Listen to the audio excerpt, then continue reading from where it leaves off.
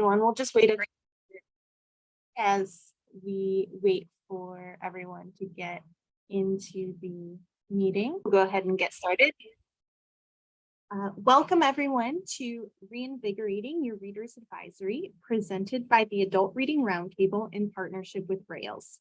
A recording will be available after the event.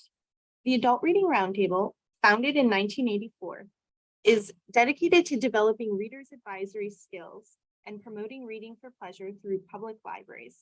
We are led by a steering committee of Chicago area librarians, 3 of whom will be presenting today. For more information on our organization, please visit artreads.org. And now to introduce the speakers. Becca Boland is the Supervisor of Advisory Services at the Skokie Public Library. She is passionate about finding the best materials for every patron. When she is not reading a book, listening to a book, or talking about books, she's probably knitting, playing board games, or hanging out with her kids. Jez Layman is a librarian, public speaker, and job coach who has taught at over 70 libraries, colleges, and community centers. She is the Adult Teen Programming Librarian at the Elmhurst Public Library and the facilitator of the Rails 20s 30s Programmers Networking Group. She has a deep love for audiobooks and a spreadsheet for every occasion. I am Jennifer Simakopoulos, the head of adult services at the Wheaton Public Library. In addition to the art steering committee, I oversee the eMedia Library Consortium. I am also dedicated to finding the right book for every reader and educating staff in all departments on readers' advisory to provide excellent service. And with that, I will turn it over to Jez. All right, thank you. There we go. Yeah, there we go. So we are going to break this up into 4 different parts. We wanted to cover a little bit of everything so that regardless of where you are in your journey in the library providing readers advisory, you can still learn something from today's presentation. So we're going to start with training new staff. So this is helpful if you are new to readers advisory or if you oversee staff that are new. And then we're going to talk about cross-training, getting other departments involved. For those of us who've been doing it for a long time, we're going to talk about how to avoid burnout, which I feel like is a big problem right now. And then we'll talk about new ideas to recharge your readers advisory, things that you may not have done. And then we'll have a discussion afterwards.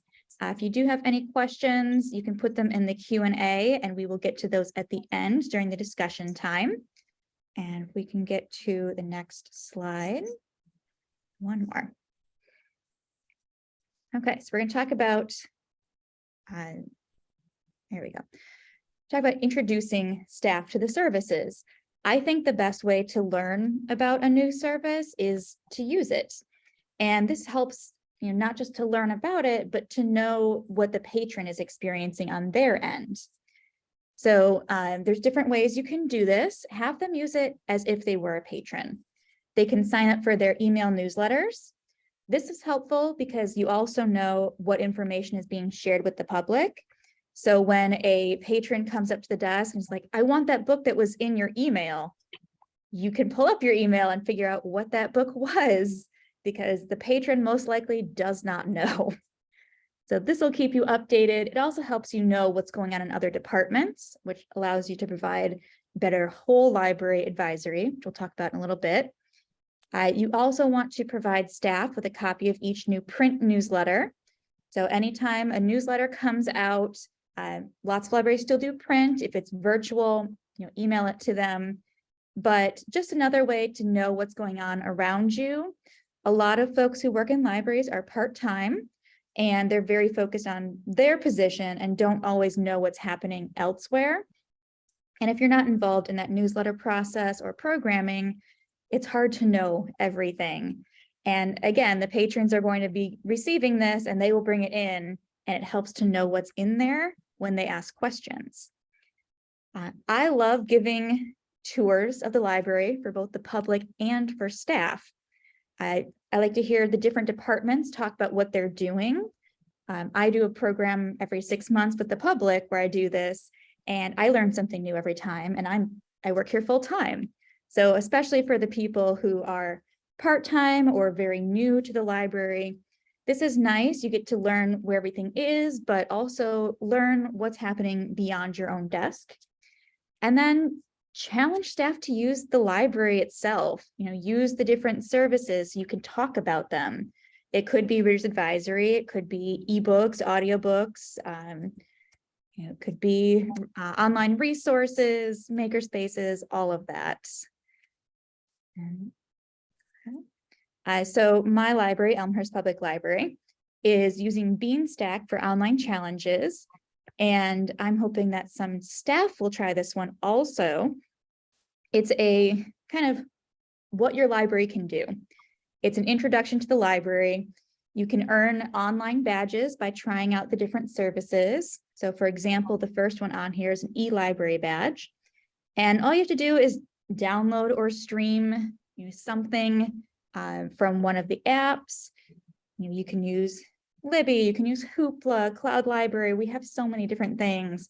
And you just have to borrow it one time. And this is a good way to learn where things are on the website and to know what the library offers. And it's a good way to keep track of what staff are trying out also. And they get to keep track of their progress along the way. Hey, Jez, is that something that the folks watching can access and try out if they were so inclined?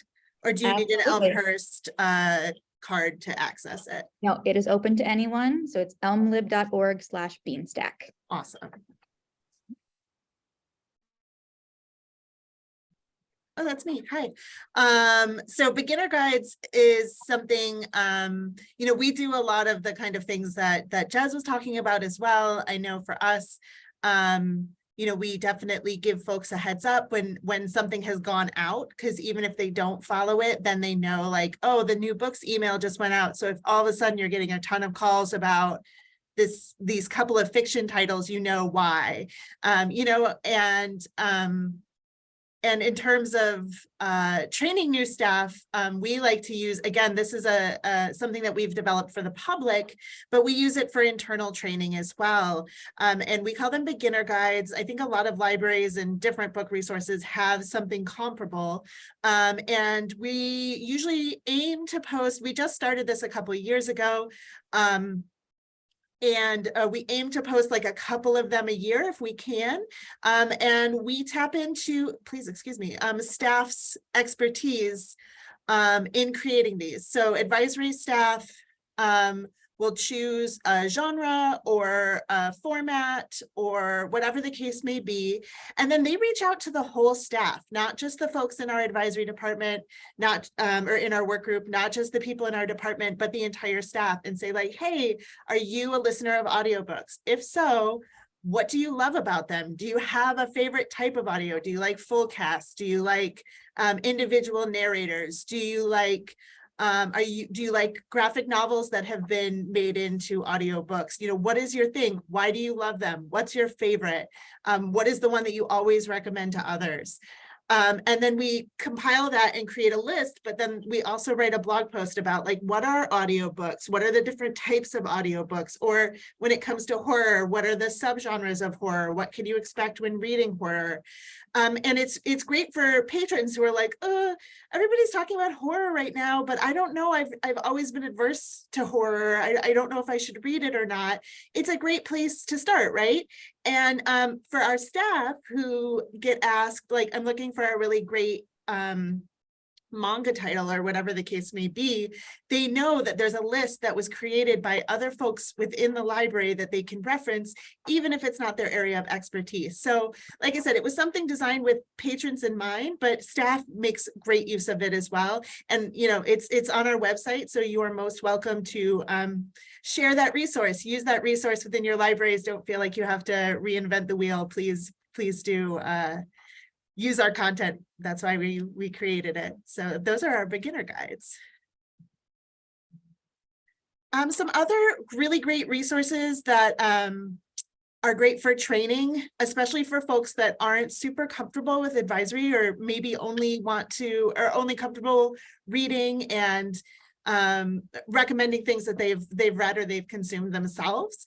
If you are not familiar with the Novelist Genre Guide, it does a lot of what we're doing with the beginner's guides, but on a larger, wider scale. It's great. We use it a lot for Westerns, for Christian fiction, for things that our staff doesn't have.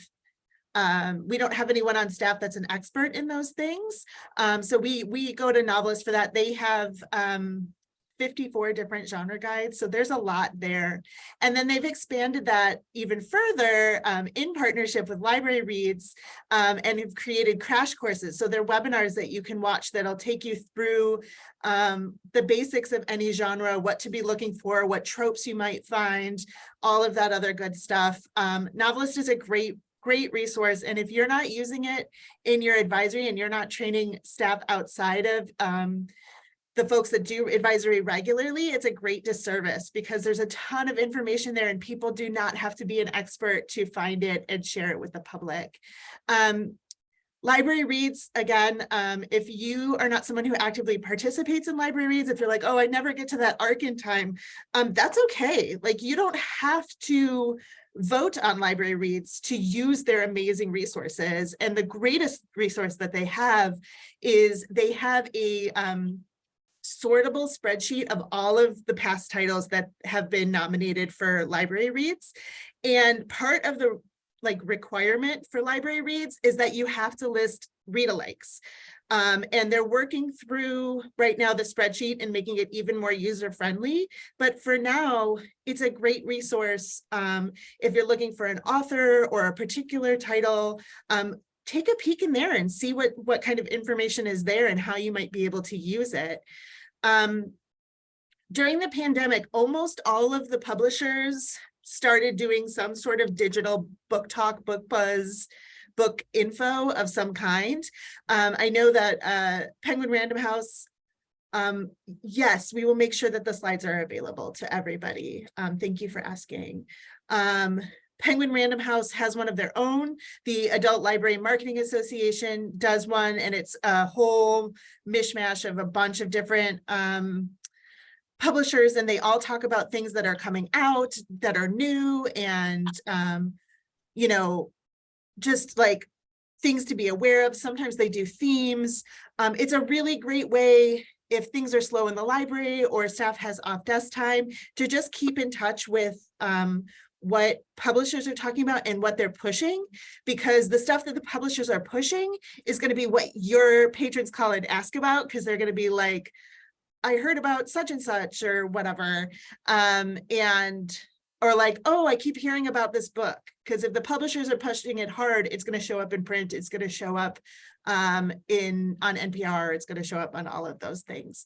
And then bookmarks, if you're not familiar and you're not signed up for their newsletter, it's really, really good. People have mixed feelings. I think it's really, really good. And I think it's really, really good for Reader's Advisory. It's part of LitHub, which is also a great resource. It talks about new books and it talks about reviews. But one of the great things that it does is it'll say, here are the 5 reviews you should read this week. So while we have plenty of staff that we can't ask to go, read every copy of Kirkus and Library Journal and everything else that might come out in any given month, we can say, like, here are 5 reviews to read. Take a peek at them when you have a moment, when you're between calls, between patrons, whatever the case may be. And they rank their review, and they rank books by the kind of reviews they're getting. So you can search a book on there and it'll tell you that there was 5 rave reviews, 2 good reviews, and 1 pan. So you kind of know what critics are saying about any given book, and it'll give you more confidence in recommending those books to your patrons. So just other great resources that can definitely be used for advisory folk, but also it can be used much wider to empower people outside of folks that do advisory every day to answer those questions that they get. I mean, it's okay if they don't want to do advisory work, but if they're into it and they have a patron that only comes and talks to them, you want to have them be empowered to have those kind of conversations if they're comfortable doing so. And part of that comfort will come with the training of making them comfort. Making them comfort? No, making them comfortable is what you're going to want to do. Thanks, Becca. Uh-huh. I wanted to touch on some resources that you can get through the Adult Reading Roundtable. And first up is our popular fiction list, which is developed and updated by the steering committee. We are on the 5th edition, which was last updated in 2019. And this is designed to help library staff evaluate their knowledge of popular fiction for adults. And kind of like Becca was saying, that people can do on their own time if they have a few minutes, or if you want to make it a longer training project. So how this is laid out is for each category of fiction, there is a brief description of its characteristics and the genres and or subgenres under its umbrella, and each is then further described, listing key elements and appeal characteristics. Authors listed are representative of that category and or very popular with readers. This latest edition includes formats, and so we have graphic novels and audiobooks for the first time. And how staff can use this is they can go through the list and look at, you can see on the right, the contemporary romance authors. Next to their names, there's an RRA, etc. So they can mark if they've read this author, they've read about the author, heard about the author, or never heard about it. And so after working through this list, they may see gaps in their knowledge of certain genres, and so know where to focus their training or for their interests, where they might want to go ahead and speed read a book by this author or read reviews about something the author wrote, to become familiar with that author or genre. You can also use this for in-house genre studies or staff training. If you notice, a lot of people in your department don't know much about horror. This may be something where you have everyone pick an author from one of the categories or subcategories and then discuss it and talk about the different appeals, tropes, what worked, what didn't, and how you would recommend those to people. This is available to all ART members. You get a PDF copy. But also, if your library subscribes to Novelists, this is a tool that we have sold to Novelists. So it is available through any Novelist subscription. And the link is in the slides, which, as Becca mentioned, we will be sharing after the presentation. The other art resources I wanted to mention are some ongoing continuing education opportunities. The first is our genre study.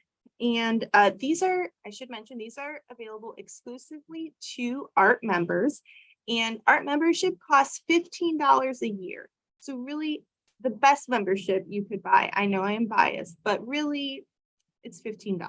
You can get your library to support that. But with that comes access to both our genre study and book club studies. Now, genre study is a bi-monthly study where library staff read and discuss a specific genre or format for 1 to 2 years. We are wrapping up 2 years of narrative nonfiction. Previously, we've covered romance, speculative fiction, and more. And the great thing, and up next are audiobooks. We're doing in 2023, we're doing a 1-year study of audiobooks. And we're very excited about that format and how we will spread the love and share training ideas and readers advisory opportunities. But what I love about genre study is by participating, you get to practice book talking. And that's one of the scariest things for library staff, is how you sell a book. And so this gives you the opportunity to talk about appeal factors, any limiters, read-alikes, that type of thing, and also hear how others do it. So you have that in-person or via Zoom participation aspect of it. But if you were unable to attend a meeting, or you're interested in one of our past studies, like you don't know much about romance, you can go through the archives on our website. We have 10 years of notes that include the training opportunities that we offered. How genre study is structured is we start with art staff giving an introduction to the genre or subgenre, looking at themes and trends, that type of thing. So you get that introduction. And then you can also look at the notes to see what other people have book talked and read alike. So a wealth of information there. The next thing is our book club study, which we do quarterly. It's a book discussion and a leadership training. So the first hour, participants who are usually book club leaders at their libraries can attend as a book club participant. So you can see how other people run a book club, maybe get some new ideas or share what's worked or not worked. And you also, that second hour, are you having problems or challenges in your book club, or is something working really well and you want to share? We have different topics like best practices, managing group dynamics, how your group may have changed during the pandemic, where we'll have a discussion about a certain theme as book discussion leaders, where you can get more information. You can also bring, if you're having a specific issue, we talk about those at every meeting. So it's just a great way to crowdsource ideas from other library staff. And again, we have our full notes from these discussions and leadership topics on our website. And as a leader, a book club leader, I would like to go and see if Art had discussed the book, what questions they asked, kind of where the discussion went, to guide my questions for my group. But also, if there's something I'm struggling with or someone's asking for advice, those leadership topic notes are very helpful. So please check out our website and all of the resources that we have.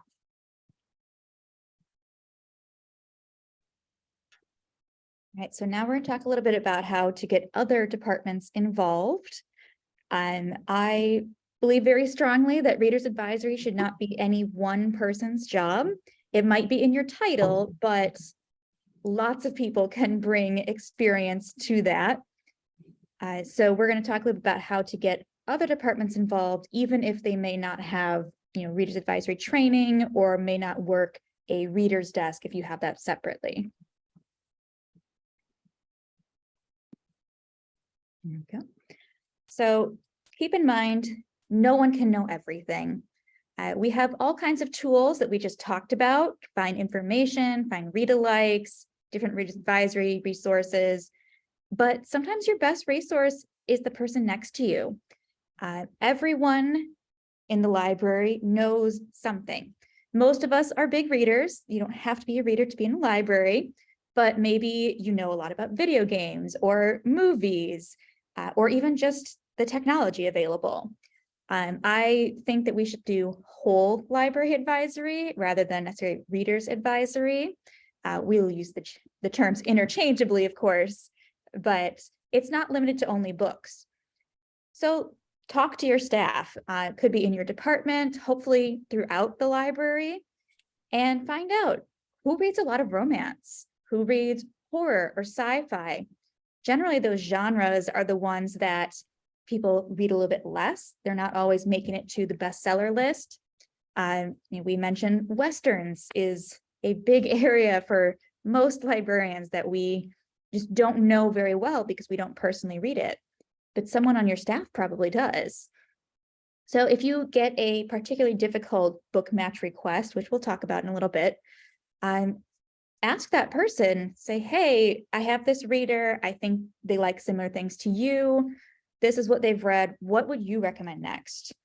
Or if you're working on a bibliography or even a social media post, ask that person, what's the book that you loved most recently? Or if I were to start this genre, what would you recommend I do first? And again, this could be movies, this could be video games. You can use it in all kinds of different ways. Also invite staff to participate in staff recommendation displays. The easier the process is, the more participation you'll get. So if you have to submit a form and a review and find different copies, you're probably not going to get them. But if you just have a simple bookmark that they can write their name on and stick it in the book and put it on the shelf, you will get a lot of participation from other departments. Your part-time staff may not be always on the desk to answer these questions, but they are usually reading more than the rest of us. And they are the ones that are talking directly to patrons who may not come up to the reference desk, but they still like to check out at the circulation desk, and you see what everyone's reading, you talk to them about it. They actually have a lot of experience, even though most of the people at that desk would not say that they are readers advisory specialists, but they can do that too. So let them participate in the staff displays. The more participation you get, the more they'll feel a sense of ownership, and they'll point readers to that. They'll make sure it stays stocked so you don't have empty spaces. So it's nice to have people from throughout the whole library, especially those who don't get to interact directly with patrons. And I was saying, you have all these staff that are having great conversations but don't think of themselves as a reader's advisor. I like to say, don't think of it as promotion, think of it as a conversation. A lot of people have trouble with reader's advisory because they think of it in, capital R, capital A, reader's advisory, like it's a serious thing, you have to have your MLS. You don't. And yes, we have lots of resources to help you feel more comfortable in that, but don't worry so much about fitting a script. Just have a conversation with someone. You're probably already doing this, that if someone comes up and you're like, oh, I love this author, have you also read this book? The conversations we have at the checkout desk, conversations we have in grocery store lines or waiting for a plane. I've gotten readers advisory questions everywhere. I just have that library face. But you have these conversations regularly. So it doesn't need to be a formal reference interview. You can just talk with each other like you would your neighbors, because you're probably what you're doing already, and that's how you'll feel comfortable. And that comfort will come out. People will be more interested in reading because they see how excited you are about it. So don't worry too much about, making it fit a script. And so what are some practical ways to get staff involved, like Jez said, without making it a burden? And many of us have an intranet or some way of sharing information with all of our staff online. And I like to just add a prompt to the staff intranet where I said, what was your favorite read of 2022? And some people I got, a title and author, some I got a great explanation that I'm actually going to turn into blog entries. So just opening that door, may get you results that you didn't anticipate. And on a similar note, even lower tech, Post-it notes. So in your break room, or we've had very good luck on the door by our staff entrance where we've posted something and then left Post-its. Right now, it's a picture and asking people to caption it. And we've got like 15 responses, I think. So do the same thing with books. What was your favorite reader? What are you reading this week? Or what's the last thing you binge watched? And just, again, that crowdsourcing and growing excitement organically. Letting them talk. So sometimes the thought of writing something and submitting it via form or email is intimidating. And so grab your laptop, go into a workroom and start a conversation and listen to what people are saying about what they've read, watched, listened to, and just type it up. You can turn it into a blog entry. You can turn it into a social media post. Obviously, you need to get buy-in from administration to do this, but this is a great way to involve staff from all departments and meet them where they are and not putting that extra burden on them. In staff training sessions, are all the staff gathered together, whether it's readers advisory or something totally different? I've left print forms on every chair that says, give me your name, what are you reading or watching, and tell me something about it if you want to. And so I got lots of new participants for our different staff advisory things from those. And sometimes I'd follow up and go chat with them afterwards if I wanted to expand on and get a little more detail that I could share with the public. But it was such a low tech, easy way to get buy-in. Obviously, doing some sort of all staff RA thing is a whole different conversation. But this is a way to get people when they're gathered together for whatever reason. At your department meetings, make it part of every meeting.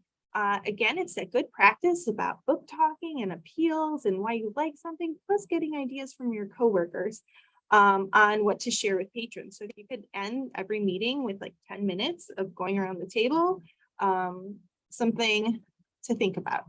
And of course, incentives. Have contests. For every entry submitted this month, you'll be eligible to win. And again, it depends on your library, what you can offer as prizes, but also asking staff like, what would incentivize them? And just to get that buy-in from that level and see how you can gather more interest and participation. Those are all great suggestions. In terms of incentives too, if you don't have some sort of staff summer, winter, whatever reading that's separate from the programs that you're doing for the public, I highly recommend it. We had a ton of staff participation in our summer reading program this year. We hadn't had as much for the last couple of years. I wonder why. But this year it was really super great. And as the prize for staff this year, we got plain tumblers. And then our folks in the studio wrote up a little thing about how to take some of the fonts and designs from our summer reading program and put them on the tumbler that they won. So they were also learning how to use the studio and participating in summer reading. So it was like a really great synergistic kind of experience there. And now with best of lists, I don't know how many of you have our libraries that create some sort of a best of list, but please reach out to your whole staff. Don't put it all on the shoulders of designated advisory staff. That's how you get those really dynamic lists, is that you get the folks who read Westerns, you get the folks who only watch foreign films, you get the folks who might have some preferences that are beyond the scope of what your small individual department or work group might have. And then you can create these really amazing lists, and then there's totally something for everyone, right? Something we do is we call it something to chew on, because it used to be around the lunch hour, but now we do it later on in the day, because we don't want to have a bunch of folks necessarily eating together or have that be a barrier for people participating in something to chew on if they're not comfortable eating in the same room with others. And we have it for usually like an hour and a half, 2 hours once a month. We change the time of the day we do it. We change the day of the week that we do it in order to try to get as many people throughout the course of the year to participate. And all we say is come and talk about what you're reading, watching, and listening to. We talk about podcasts, we talk about music, we talk about film and TV, we talk about books, obviously. And we pay, it's on staff time. So it's something that you can drop into. You do need to get your supervisor's permission but we also have stuff worked out where people can cover desks, because it's a drop-in thing. So if you can come for 15 minutes on your break, come in, tell us what you're reading, that sort of thing. If you have some off-desk time, come and talk. If you're on desk, work with your supervisor so that you can attend. And we do have folks that are willing to cover the desk so that others can attend. And since it is something to chew on, we have been providing some snacks, which is always an incentive too. Everybody loves a good cookie. So that's a really great way. And it also has been really great in getting part-time staff who don't really interact with one another because of the limitations of their job to be in the same space and get to know each other. So in addition to all of the great advisory kind of discussions that are happening, it's also team building, right? And we always have someone that takes notes, and we have a Slack channel, and we post it on our intranet, all the notes. So if you aren't able to attend, you can still read about what your colleagues have been enjoying, and you can go talk to them about it, or just put it in your brain like, oh my gosh, everybody's watching Abbott Elementary right now. I need to watch Abbott Elementary because clearly everybody loves it a lot. And also you need to watch Abbott Elementary if you're not watching Abbott Elementary. But whatever the case is, whatever the thing is at that moment that everybody's listening to, talking about, whatever the case may be, it's going to probably come up in these discussions. And there's really great readers advisory. Now people come to something to chew on and they're like, I just heard about this book and I wanted to tell Jez about it. So Jez, please know, and the audiobook is fabulous, you know, or whatever the case may be. It's a really great way for not only sharing advisory across the library, but also engaging one another, collaborating together, team building, all of those things that you want. And it's a meeting that people actually want to go to, which is, you know, a benefit and a rarity, right? So Jennifer, if you could go to the next slide, please. Thank you. We do a lot of social media, particularly advisory wise. We are very lucky that we have the way that we're structured is there's an advisory specific work group at Skokie.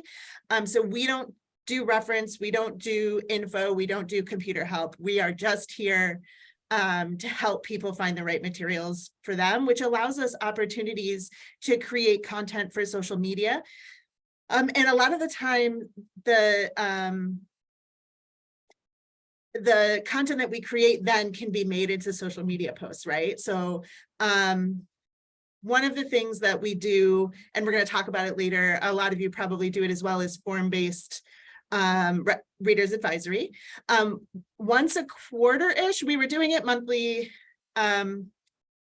when we had more off-desk time. Now we're going to quarterly, but we reserve a whole day where the advisory staff is all keyed in to Slack, but blocks out their calendar for other meetings. And we do a mini book match. And on Twitter and Facebook and Instagram, we give some sort of a prompt, like what is the last book that kept you up past your bedtime?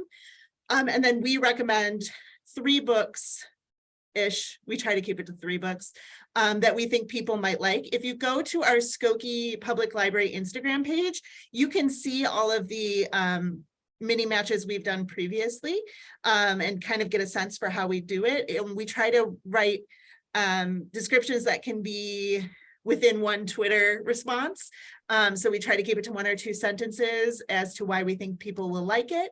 And so all of that happens online. We also do a live book discussion once a month. On Instagram, we have both a Readers Advisory Instagram account and a Skokie Instagram account so that we can have 2 people talking and none of us have to use our personal account. And we kind of cross-post a lot of the advisory stuff to the advisory Instagram as well. We put up pictures of the stuff that we're doing throughout the library. We link to lists, all of that other stuff. You know, take the content that you're creating or even those discussions that you're having with your staff and move them to social media so that more people have access to them. We have a whole Reels team now that comes up with ideas for Reels. And so we create those as well. And we're taking some of our advisory work that we've done previously and just making them into Reels. Or we have a prompt every month that's like, what would you read around the campfire? And then we all come up with that and then it's pushed to social media. So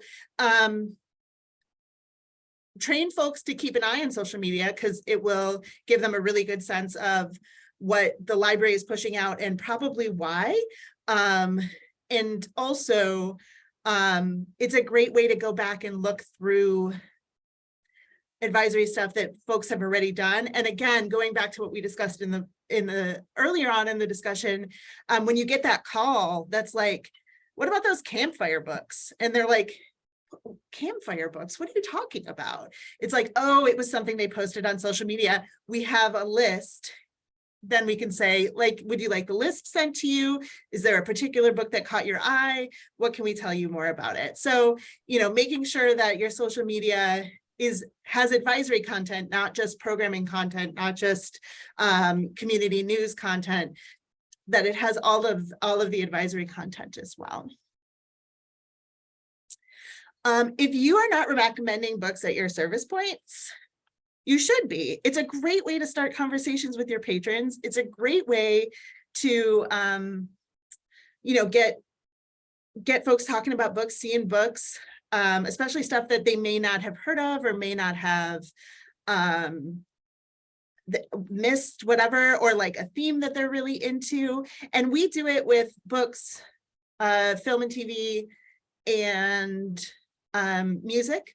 So everything you can put up here. There's no rules about what you can recommend on any given day.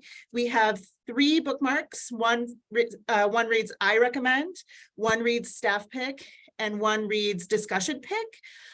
Generally speaking, the discussion pick one is like for an upcoming discussion, but we also sometimes put it in books that we've discussed previously. So we can say like, oh, like this is the kind of thing we talk about in Pages Through History. If it's interesting to you, maybe look into attending that.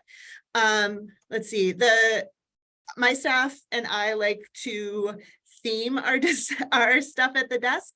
So the one on the left is Women Are Monsters, and the one on the right is I Kissed a Ghost and I Liked It. And so, and like, we don't often share what they are.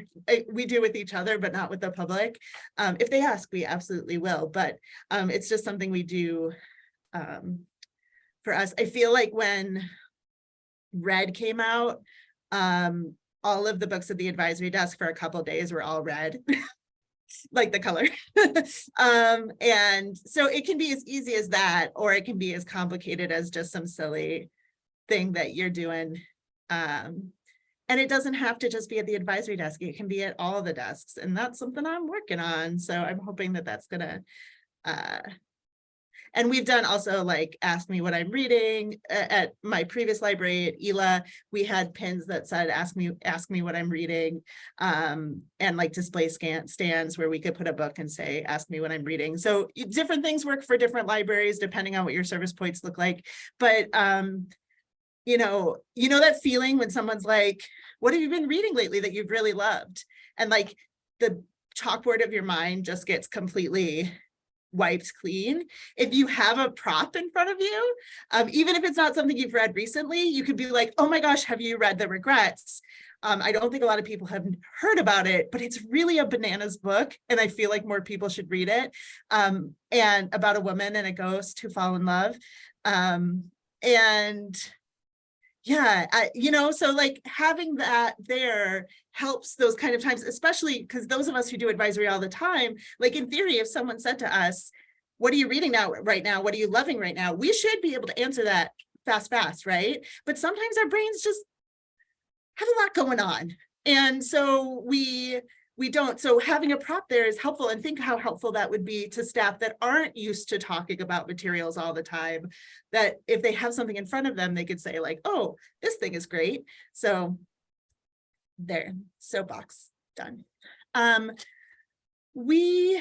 Myself and the supervisor, the collection development supervisor, collaborate every month on, I actually sent it to her right before this webinar for November, because we have to wait until the big 4 book club people announce their book clubs, because those are ones we get questions about anytime. And we consider that Good Morning America, Reese, Read with Jenna, and Oprah, because those are the ones we get asked about the most. So we make a notables titles thing that we send out just to desk staff. And it's not for the public, it's not for public consumption. It has links to the titles in the catalog. And it's just like, these are books that people might ask you about this month. This is something that's being hyped a lot. This is something that there's a lot of buzz around. Let's say, I don't know, Michelle Obama has a new book coming out this month. Like, our assumption as book people is that everybody knows that Michelle Obama has a book coming out, but not everybody does. And so like creating something like this, that's just a list, and it doesn't have to be fancy. It can just be an email.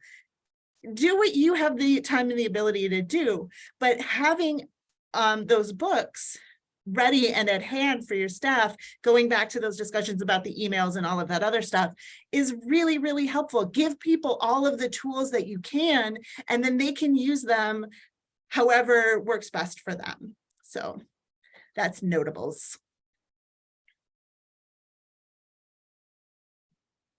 Right, so now we're going to talk about avoiding burnout, especially coming out of the pandemic. I think a lot of us are very tired and maybe overworked, and we've been working so hard dealing with all the changes that coming up with something new or regularly doing something that involves a lot of work is exhausting. So we have some tips here to avoid burnout for both new people and people who've been doing this for a very long time. The first thing is, don't overdo it. Set limits for yourself and for your staff. I find that this is really helpful with new staff because they come in with lots of energy and they're very excited. And it's like, set a guideline for them so that they're not doing a lot and then assuming that they have to keep up that level. Because when you start to get trained on more things and you take on more responsibilities, you can't do 100% of things that you were doing. So it's nice to set guidelines. And again, you can spread this out across different staff. It should not be one person's job. And then ask yourself or your staff person, does everything need to be a bibliography or display? Like, yeah, it's hot right now, but how long is that going to last? Is it going to be the week? Do we have enough items to put out there? If you have the ability to be flexible with that, when a famous author dies, you put up a display, and when items are gone, take down the display. Not everyone has the ability to do that, and it depends on your staff and your systems and how many people will this benefit. Like, yeah, you are interested or it's in the news, but is there a big enough audience for this to make up for the staff time that you're going to be spending on it, when you could be using that space for something else, or you could be using your time for something else? We also, a lot of people feel like they have to provide as many read-alikes as possible because, well, what if they've read these already? Having too many titles makes it incredibly difficult to browse. The more you have, the harder it is to read and the harder it is to pick something. And I just did a craft class and I gave them 5 different colors, and a couple of people were just frozen because they have to pick something. So you don't want to have too much. If someone has read all 15 books, they will come to you and they'll probably say like, hey, do you have any additional titles for us? Or I loved this list that you set out, but can you recommend something else? And then again, that will make it easier to manage on your website. It will make it easier to manage for the public if you're putting out posters, bookmarks, flyers, anything like that. Give yourself a limit for that. And then you don't need to keep everything forever. Just like we feel like we have to create everything, a lot of places feel like we have to keep everything. And yeah, it might be digital, so it's not taking up physical space on your desk, but it's probably taking up space on your website.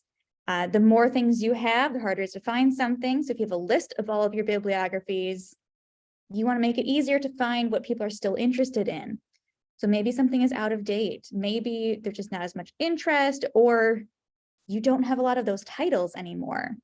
You do have to go through your bibliographies periodically and check the titles, maybe update it with a couple of new things, take out anything that's not popular anymore, or maybe got weeded because it wasn't popular.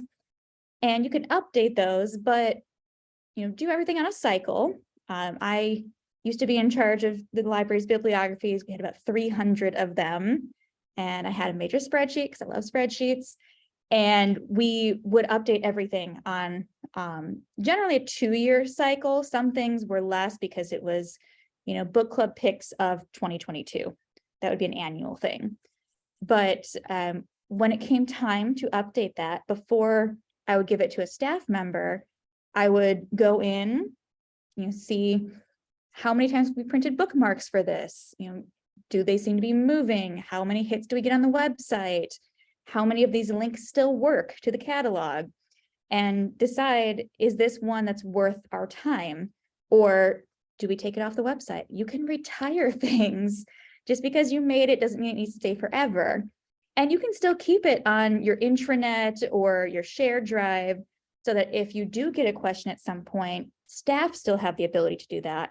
But you don't need to, keep doing everything, because if you update everything, you're just exponentially increasing your workload every time you make something new.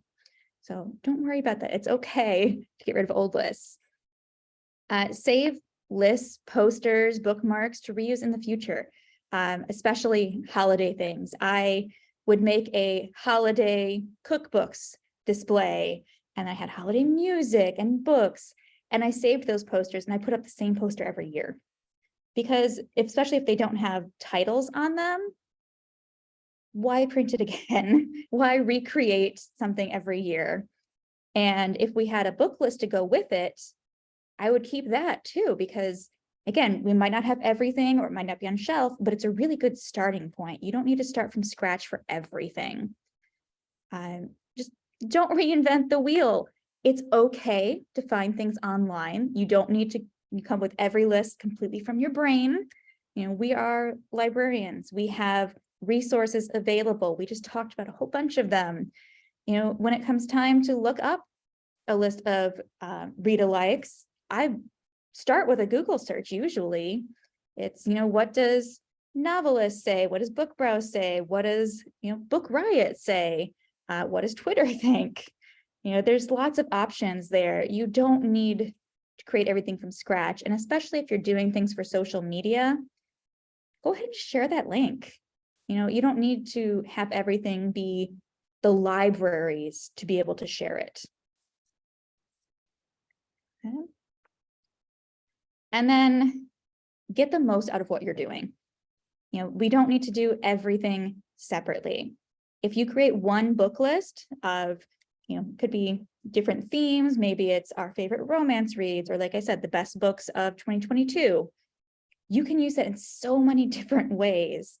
This is not even a complete list, but we've got social media, got a curated list on Overdrive, print and bookmarks, posters, e-newsletters, digital screens, virtual displays, a page on your website of all the bibliographies, a physical display, shelf talkers.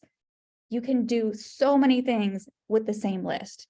And maybe you don't do all of them because it's a lot and you don't want to have only one topic presented everywhere, but you don't need to create something brand new every time. So if you're putting in the time to create a bibliography or even just a couple of picks, use it elsewhere. Reviews are the same way. We would have reviews on our blog, and then I would edit them down to a couple sentences and put it on digital screen so that when patrons are walking around, they see the book cover, they see a short blurb. They don't have enough time to stand there and read the whole thing, but they can get a sense for it. And then I could make those into shelf talkers also, especially for something very popular. Maybe, there's something that's really hot and you can't find it on shelf, but where that item would be, you could have a shelf talker for a read-alike. So you can do lots of different things. And especially if you have something like LibraryAware or Canva, it makes it really easy to use that same content in different formats so that you're not all doing things separately.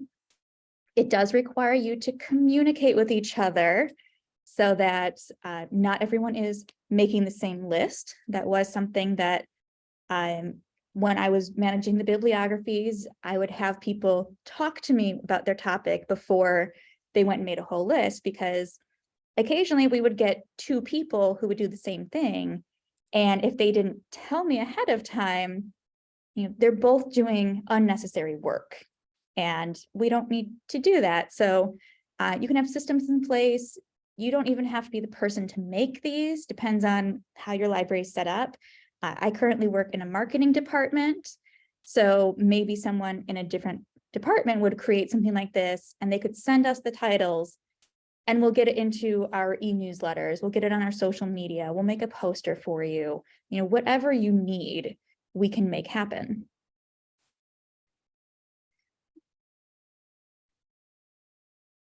Yeah. And then I mentioned this briefly earlier. I like to think of it as whole library advisory. Advisory services go beyond just books. We use readers advisory a lot, but that could be technology, could be services, programs, movies, video games, music, streaming services.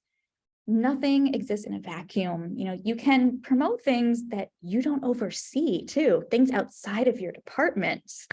That's why it helps to be aware of what the public is getting and what's going on in other departments. So it shouldn't be one person's job. It should be part of everyone's job. And you can do this through cross promotion. So you can have materials displayed at a program if it's a similar topic, or if you have a display, you can mention an upcoming program because there's usually a tie between them, and someone who is interested in this kind of book would be interested in this kind of program. Maybe there's another service that they would like. My craft classes are in extremely high demand right now. So we're promoting Creative Bug. We're promoting our craft books because we cannot meet the full demand. We're doing the best we can, but clearly there's a lot of interest. So what are other ways we can meet that? We try to share as much as we can. And you can promote things outside of your department. Keep in mind, parents are grown-ups too.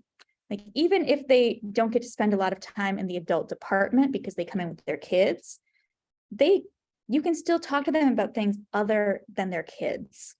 So you can have a couple of maybe adult bestsellers on display in the children's area, especially near like a play area where the parents are probably, sitting in their chair and the kids are, playing in some kind of play place.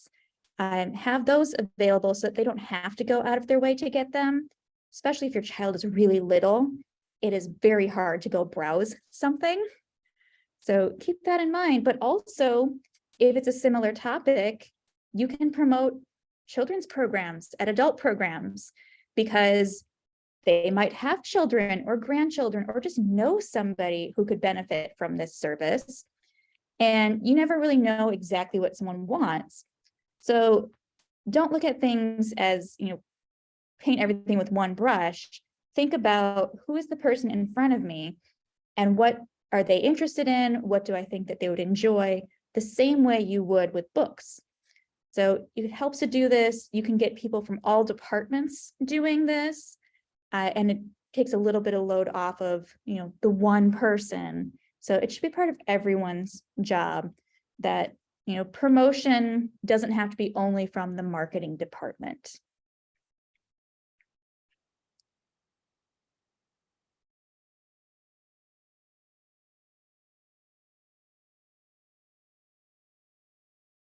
That's still me. Make the public do some work. I know that sounds crazy, but they're very eager to talk about what they like. There's lots of different ways we can do this. My library, Elmhurst, has a program called Trading Titles. So we have it in place of a book discussion. We're doing ours in December right now because people are too busy to read a full book. So they can come and it's just, tell us what you've read recently. What did you enjoy? What did you really love this year? And it might be books they read for a book discussion, might be things that they read on their own. Occasionally, we've had a couple of authors show up and try to talk about their own books, and that's fine. They're residents too. But you can sit down and, they make recommendations to each other. And if you pay attention, you can keep a list, and then you can send out that bibliography after the program. You can send it to people who attended. You could also share it on your website saying, people in our town love these books. And especially if you can get just like a couple of words from them about why they love the book, they've written a review for you, essentially. It's done. There's also recently returned shelves. You don't really have to do a lot of work for that even. People love to read what other people are reading. At Elmhurst, we don't have space for a separate recently returned shelf that people can browse. So we have a cart. Like, it doesn't have to be big and intense. You can just have a small cart and people browse this because they're interested in, what are my neighbors reading? Like, should I be reading this also? And we have the same thing. I don't have a picture of it here, but every year in December, I do a display of the most checked out books from the year. So the circulation staff runs some stats for me, and I put up the 25 most checked out items, and people love it.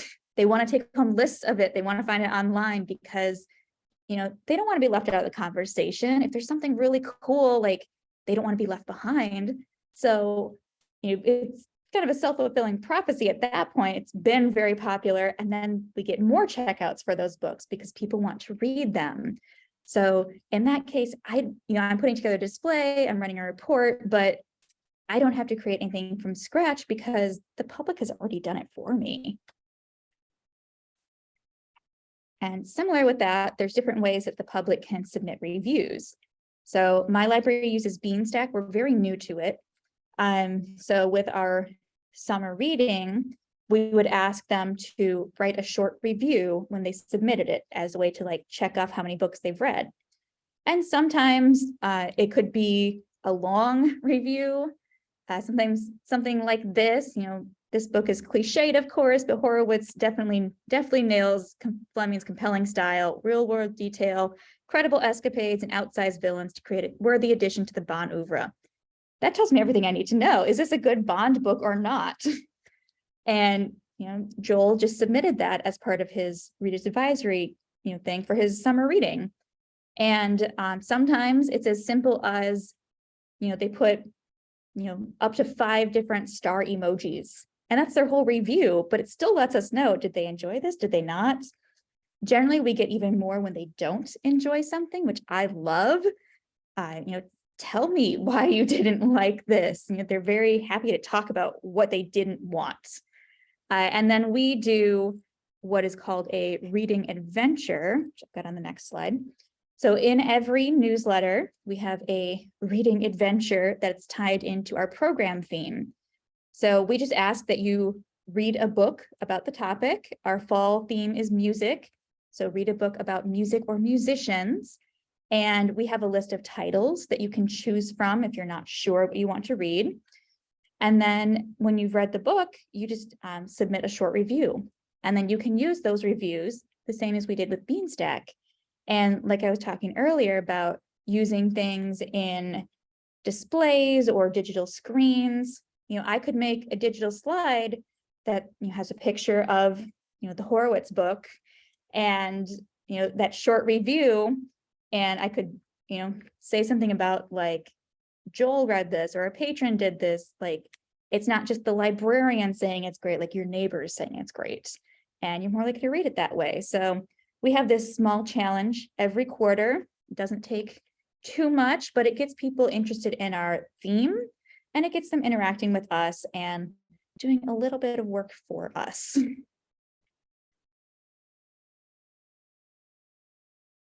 So we had started to do this in early 2020, and then it had to be put on hold for a little bit, but we are doing advisory pop-ups. So we roll one of our dancing walls out, but which we just use the dry erase part of it. So you can do that too, but it would also work with Post-its or whatever you have on hand, those big Post-its where you write on them, whatever you have. And ask people questions and use it to start conversations around advisory. So on Halloween, we asked people what their favorite scary book and movie is. And it led to a lot of really interesting conversation. One person was like, I don't read scary books or watch scary movies, but then they said The Wizard of Oz terrified them as a child because of the flying monkeys. So there was still that interaction there, even though they didn't actively read or watch what we were asking for. We're also going to do this and bring out just a stack of books and films and TV shows that go along with the theme or that we're just trying to promote, that we can kind of do quick, you know, 1 minute or less book talks for and try to hand them out to folks. It's quick and it's easy. We also have a dry erase board in our staff spaces. So we do, our social committee does similar things where they put up like, what's your favorite part of fall or whatever the case may be, kind of going back to what Jennifer was talking about earlier in terms of getting staff's feedback on stuff. And if every once in a while you want to say like, what's your favorite winter film, or like what what do you like to, do you read seasonally, or whatever the case may be. You can kind of get staff talking about that and thinking about that. Well, I think that could be the reason I don't like scary stuff either, because the Wizard of Oz monkeys terrified me as a child too. So we're going to say that's why I don't like scary things. But we're moving on to our last section of the program, Recharge Your RA. And so we've talked a lot about services and programs, and we're going to continue talking about it and involving those ideas we've talked about thus far. Everything we're discussing today is so interrelated. And so Becca briefly mentioned earlier, book match services. So I'm going to do a deeper dive into those right now. The more you do book matches, the more comfortable you feel helping patrons in person. There's a lot of, so book matches are personalized recommendations for patrons. And there are a lot of form options out there. If you don't have an existing form, I've given you 5 examples here. Tailor one that suits your needs. And if the one you currently have isn't netting a lot of interaction or results, maybe you want to take a look and shorten it or tweak it a little bit or do some promotion. We have seen great success in promoting it in our library-wide e-news. We typically get 2 to 5 interested folks after they read about it in the monthly e-news. That's actually been our biggest driver of the form base since we started it about 6 months ago here at Wheaton. You can also create a bookmark with a QR code to have in certain books. You can put them in all the books on the hold shelf. You can put them near displays, or for those who are more comfortable filling out a form, just print. We made a half sheet print version of our form. And so, getting people where they are, and also training staff at all service desks to mention this form based on, those relevant conversations. So it's not that they need to be able to answer the whole book match by themselves, but that they can tell people about it. And like, hey, did you know, you mentioned liking these books and wanting some new ideas. Did you know we offered this service? So again, that what Jez was talking about, that whole library promotion, that everyone plays a role. And so after people fill out the form, what happens? So currently at Wheaton, we assign it to an individual and they come up with the list of books and respond. Skokie answers collaboratively with staff from multiple departments. And after hearing Becca talk about that, I'm rethinking some of our practices. So it's why it's great to hear from other people and get ideas. But in responding to our form, we use Library where we created a separate newsletter specifically for book match. And I've got a couple examples for you as well. And depending on what they asked for or how we're framing the response, we may include not only the auto-generated description of the book, but kind of why we're recommending it. So Sweetness at the Bottom of the Pie is good for fans of Louise Penny. Apparently this person was also interested in an atmospheric, compelling mystery. And that's why we included the Kelly Garrett book. And so tailoring those has generated some great feedback for us. And Jennifer, just a minute yeah.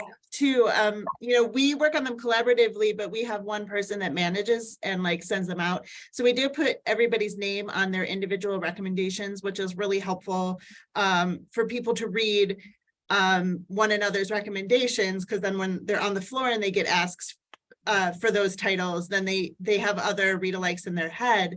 But the other thing we do is before we send it out, we do a quick audit of it to make sure that, and that's not something we've talked about a ton in this presentation so far, but something to be aware of when you're talking displays, when you're talking lists, when you're talking about all of those things, is to be mindful of the voices that you're sharing and making sure that you're not, that there are a wide variety of voices and experiences that are being shared within these recommendations, be it lists, be it social media posts, be it book matches. And that's something that's really important to us. And that's another reason why we collaborate, because it allows us to have more people from more diverse experiences all contributing to book matches to really round out the recommendations we're making. Excuse me for my interruption. No, thank you for bringing that up, Becca, because it was one of those things that's been in the back of my mind, but you're right, we didn't actually say it. So yes, whenever we're making book lists, recommendations, we do, like you said, we have various staff do it, but then someone does do a diversity audit before we send it out to make sure we have representation. And all of our book lists, all of our displays are inclusive, and we work to make sure that we have a wide variety of voices represented. So that's just something good practice for all of your RA everything, just to keep in the back of your head it's like keep in the back of your head, but also to be deliberate so the other thing I wanted to mention was going back to getting more staff buy-in. So one of my favorite training tools are reader profiles. And this is a great way to think about appeals and why you like what you like before applying those skills to help others. So to best serve readers, first understand what you like and why. And it's a great tool for whether a novice or a seasoned staff member. It helps enhance RA conversations to think about what you enjoy. Did you like The Martian because of the hard science, or did the adventure draw you? Readers are drawn to different aspects of books, and this is an exercise to help us think of various possibilities. So when crafting a profile, think about the themes, the appeals, the genres that are most important to you and why. Check out Novelist Story Elements Index for an in-depth look at those things. Include anything that you avoid, things that irritate you. Mine is ambiguous endings.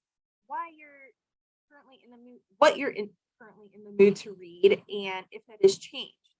And by putting this together, along with sharing 3 books you liked and why, and 3 books you disliked and why, this is the first part of the training exercise by crafting your profile, and then sharing it with colleagues to say, you know, this surprised me about myself, or I learned this, or I hadn't really thought about this before. And the second part is treating those Sorry, can I profiles. interrupt you real quick? Oh, Jen. Your mic is coming in and out. If you can. Oh, I'm get sorry. Closer to it. Yes, I'm sorry. Thank you. Should I go back at all? Keep going. You're good. So to trade profiles and to make suggestions for your colleagues based on their interests. So it's that double, it's that 2-part readers advisory and training exercise. And this also leads to, as both Jez and Becca mentioned earlier, finding out who knows what by creating a spreadsheet of staff interests and comfort levels. So list out each genre or category in fiction and nonfiction, and ask staff to rate how comfortable they are in choosing books in each genre.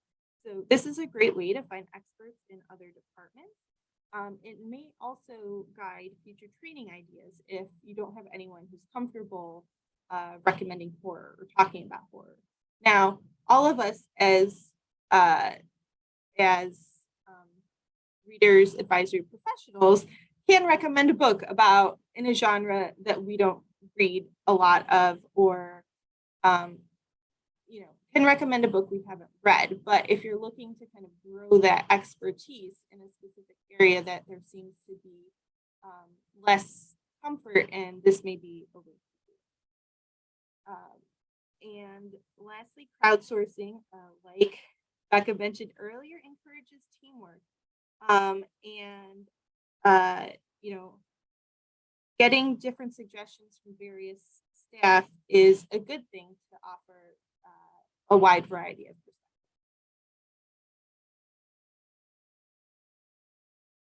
perspectives. So you can take these book match services and apply to social media. So we do this quarterly on Facebook, where we ask people to give us 3 books, and we recommend something they might like to try. We've got 2 staff on call, and it's fun to have a partner to bounce ideas off of. There's still that element of responding in a timely manner, but a little less intense than that in-person interaction. And it's also a great way, like Jez said, to let your patrons do some work. By having it out for the public, we've got people who will say, oh, I like those books too. And someone will say, oh, I'm not from the library, but have you tried this? And so it's just another way to get patron buy-in. You can also, I'm sorry, my audio is very choppy. Yeah, we're still having a lot of trouble with your audio, Jennifer. Okay. Would you mind if I just read? No, some go ahead. Okay, so looking at the book match services, a couple of things that Jennifer has helpfully written in her notes here is that the New York Public Library has a separate Twitter handle specifically for their recommendations. You don't need to do something like that, but you can have some kind of staff offering, doing personal recommendations. You could be once a week. Sometimes, in the past, we've done some where we announce it ahead of time. Sometimes we just put up a message and say, hey, we're going to be here for the next hour. Who's interested? Like, tell us a book that you just read or tell us what you're looking for. You can do kind of more informal book matches that way. So Becca spoke about Skokie's book match service a little bit, and figure out what kind of platform works best for your community and for your staff. I keep quoting Eliza Schlesinger by saying, I rely on much braver 30-somethings to go on TikTok for me and post the content on Instagram, because I just don't have TikTok. I've decided not to take the new trends at this point. But that may work really well for some of your staff, or maybe they don't know one or another, or, see what works. At the beginning, you can try putting out the same content on all of the platforms. Again, don't reinvent the wheel, and see where you're getting the most interaction. I find that Facebook gets a lot of interaction. I think because the people most using it have a little bit more time. They're also really dedicated to the library. Like, they want to interact with us. Whereas other places, they might see it and think that's great and move on. They've still seen it. They'll think about it. They're not interacting as much, but they know that they have that option. So it could be a post, it could be a reel, it could be a story. There's lots of different ways that you can still make this available, even for people who don't want to take the time and fill out a full form.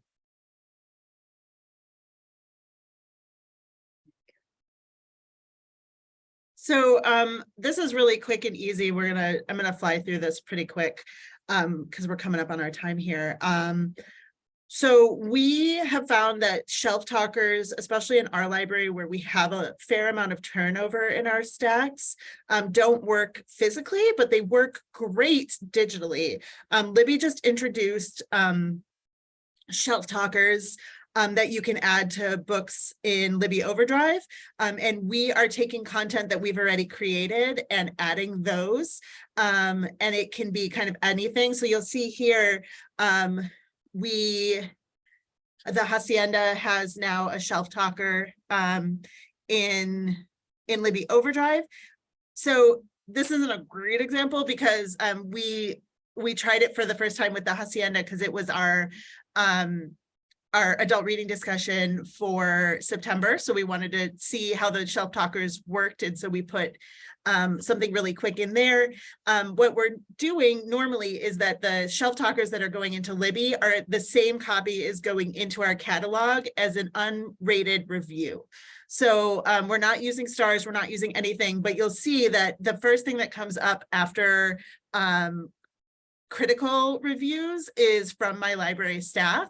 And so we're just putting the same kind of shelf talker that we are putting in Libby Overdrive into our catalog as well, so that people can see the same information there, since our most hit place in terms of digital material content is our catalog.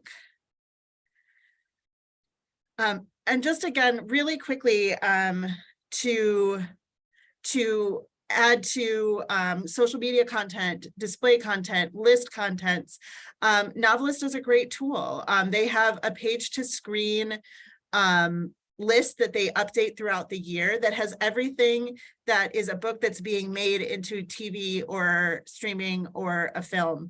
And people ask about that all the time. It's a quick, easy way to access that. It's right there under quick links through Novelist.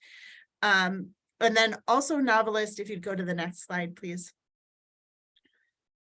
has media mentions. And so we were talking earlier about folks who are like, I heard about such and such on NPR. You can go into Novelist and look at media mentions. They have a media, if you search in the keywords for media mentions, this media mentions what's included will come up. And at the top, you can just click on NPR and sort it by newest, and it'll tell you the books in November that NPR has discussed, which is super duper helpful and really a quick and easy way to get the patrons what they need. Or if they're like, hey, I just read this book that I heard about on NPR in November. I don't really remember what it's called. It's about whatever. It's a podcaster and it's about her family and, you know, blah, blah, blah, blah, blah. And I really liked it and I want to read something like that. Then you can figure out what book it is and have recommendations there built in for you. So that's super duper helpful.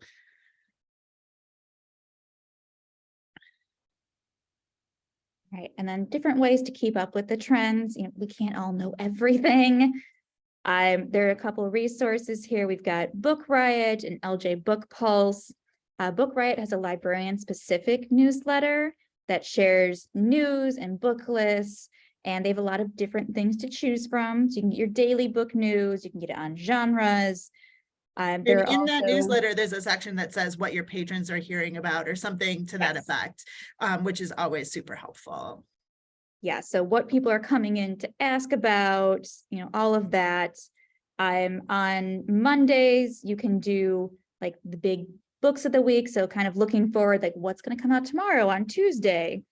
And then Thursdays, we get the new bestseller list. And Fridays, that's when all the movies come out. So is there a new movie that was based on a book? Because all of them are. And you can promote that as well.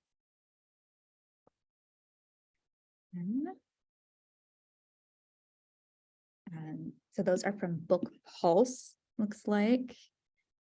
And then, yeah, next one here. So Book Talk, we've mentioned briefly, it's TikTok. I rely on Instagram for it, but it's huge. It's a whole world to itself. It's a community on TikTok that has readers, book reviewers, authors, publishers, and librarians. There's videos about books, reading, writing. You can see the holds build very quickly, particularly on the digital resources. So more than your print copies. Makes it pretty easy to access those when you're already on your phone watching things. And it definitely appeals to a younger audience as well, which we know are gravitating more towards the digital, but some of them love their print books also. And then there's different ways that you can take advantage of that. So in Overdrive Marketplace, they have must-have books on the left side of your homepage, and there's a link to trending on Book Talk. So they can do the work for you, so you don't have to wander into TikTok if you're old and afraid like me. You can also create displays with trending titles, or more likely, if they're all checked out, you can create read-alike lists. So, you know, when Jeanette McCurdy's book came out and everyone needed to have it, there's still ridiculously long wait lists for that. I'm just waiting it out. When that came out, we didn't have copies to give them, but we could say, while you're on the wait list, try these other books. If it's similar, you know, see if you like that while you're waiting. And then there are libraries on TikTok, lots of great ones. We've got some links here to Wheaton and Brooklyn. I would shout out Batavia also. They have 2 people on staff that are just fantastic at it. And it's an opportunity to expand your reach, especially to a younger audience. Again, you already did the work, you have these lists. It's just another way to reach people where they already are without relying on them to come to us and specifically ask for that kind of content. So thank you for listening to us. I always say that my goal with every presentation is everyone leaves learning at least one new thing. So I hope you have at least one, hopefully much more than that. And we can open up to discussion now. So if you have questions, if you have other suggestions you want to share, maybe issues that you're having, we can try to weigh in on. You can send those into the Q&A and we will answer those. And while you're thinking about that, you can take a look at this. Here are all the places to find us. Check out the Adult Reading Roundtable's website at artreads.org. It's not just art.org. I learned that earlier. That's for radiation techs. We also have a mailing list that you can sign up for and get the latest information on presentations like this, on the genre studies, the book club studies, everything that we do. If you are not a member, please check out the website. Like we said earlier, it's only $15. Like that is the cheapest thing you can get anywhere for professional development. You will have no problem getting admin on board for that one. And then you can find all of us on libraries. We've got our emails here. I also have my personal website, my Instagram, come find me online. So we've got a question here. How often do neighboring libraries share displays, bibliographies, or the monthly reading prompt? I think it would be cool to also share and promote what our neighbor libraries are doing and sharing the workload of RA2. That was something I really enjoyed when I ran my last library's Twitter account. Is again, you don't need to create everything yourself, just as you can share from, library journal, book riot, things like that. Share from other libraries. It's a good way to create community, especially here in the Chicagoland area. We are all so close to each other, and patrons tell us very honestly they cheat on us. It's okay. Especially if you are within one of the bigger systems and you can use your card elsewhere. Yeah, I think it would be great to share those things. You can always add things if you want to do like a quote tweet and add something to it, or maybe respond to it. I think it's fun to have like a back and forth with different libraries. When I worked at the Indian Prairie Library in Darien, we had some pretty good interactions with the Darien Library in Connecticut because people mistook them for us all the time. So we had a nice Twitter relationship and we would share things with each other. And I think that would be great to do with local libraries because you don't need to reinvent the wheel, and libraries share. We're here to promote everyone else too.